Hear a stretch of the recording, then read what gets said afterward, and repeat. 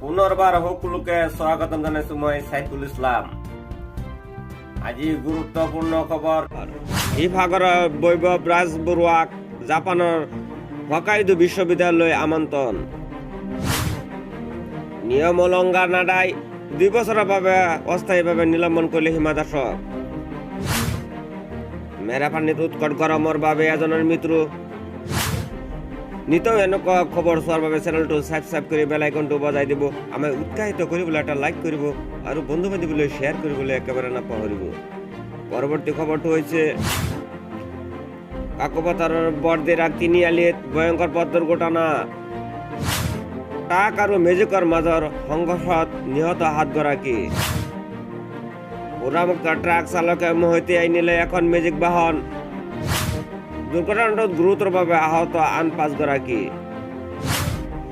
দুৰ্ঘটনা কেন্দ্ৰ কৰি অঞ্চলটোত উত্তেজনাময় পৰিস্থিতি। ঘটনাস্থলীত আৰক্ষী উপস্থিত হৈ আৰম্ভ কৰিছে তদন্ত। গৰমে ভংগ কৰিছে ৰেকৰ্ড। আগন্তুক 4-5 দিন বৃদ্ধি পাব তাপমান। উৎকট গৰমে দহিছে ৰাজ্য। চলিত বৰ্ষৰ ছেপ্টেম্বৰ মাহত ৰাজ্যত অত্যাধিক গৰমে জলকলা খুৱাইছে সকলোকে। সোমবাৰে গৰমৰ মাত্ৰা গুৱাহাটী মহানগৰী 39 ডিগ্ৰী চেলছিয়াছ হৈ গৈ 2009 বৰ্ষৰ পাছত প্ৰথমবাৰৰ বাবে ছেপ্টেম্বৰ মাহৰ গৰমৰ তাপমান ইমান ওপৰলৈ যায়। ইয়াৰ উপৰিও ৰাজ্যৰ বিভিন্ন প্ৰান্তত 35 ডিগ্ৰী চেলছিয়াছৰ ওপৰত থাকে তাপমান। আজি ইয়াৰ ব্যতিক্ৰম নহয়। আজি গুৱাহাটী মহানগৰীত উষ্ণতা প্ৰায় 38 ডিগ্ৰী চেলছিয়াছ। ইয়াৰ উপৰি ৰাজ্যৰ অন্যান্য প্ৰান্তত 37ৰ পৰা 38 ডিগ্ৰী চেলছিয়াছ আছিল তাপমান। প্ৰায় 14 বছৰৰ অভিলেখ ছেপ্টেম্বৰ মাহত গৰমে ভংগ কৰিছে ৰেকৰ্ড।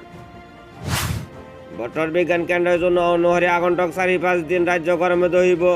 ইয়াৰ মাজতে গৰমৰ বাবে আজি নগাঁৱত এজন লোকৰ মৃত্যু হয়। উল্লেখ্য যে গৰমৰ লগতে বিদ্যুৎ জলকলা খুৱাইছে জনতাক। ইফালে গৰমে আনফালে লোডশ্বেডিঙৰ ফলত অতিষ্ঠ হৈ পৰিছে জনতা।